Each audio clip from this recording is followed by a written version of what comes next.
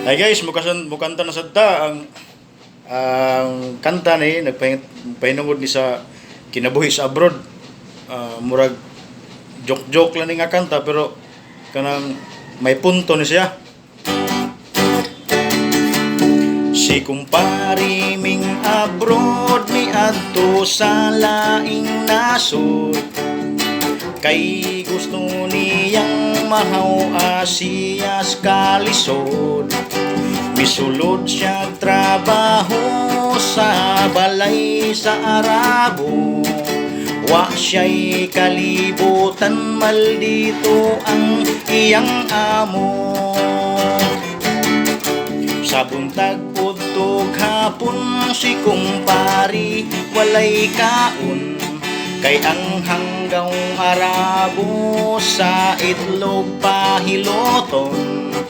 Si kumpari nakatulog, nagpislit-pislit sa itlog, mao nga sa Arabo siya gibunon. Kapait yun higala kung sa gawas mo abroad ka, kay kinabuhing peligro, labig salbahis imong amo. May pa sa Pilipinas, bisag nagmahal ang bugas, basta walay bunog atong lawas.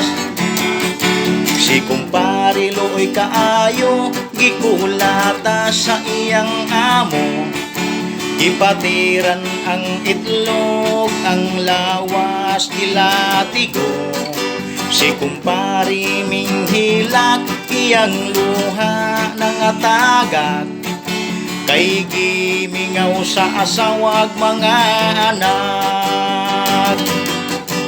Kapait yun higala kung sa gawas mo abroad ka, kay kinabuhing peligro, labig salbahis imong amo.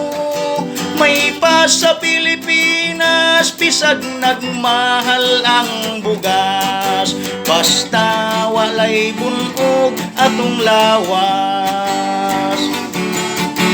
Minglabay ang mga oras, may mingtawag sa long distance. Asawa pasugaton, andamon ang kaugalingon. Iyang asawa minghilak, hasta iyang mga anak, kay si kumpari mi pauli wanay kinabuhi. Kapait yun higala kung sa gawas mo abroad ka, kay kinabuhing peligro, labig salbahis imong amo.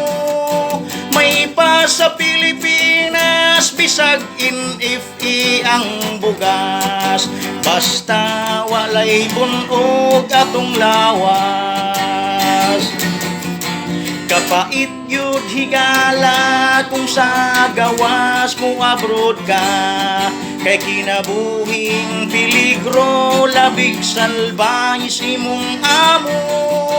May pa sa Pilipinas, bisag NFE ang bugas, basta walay bunog atong lawas. Basta walay bunog ang atong lawas.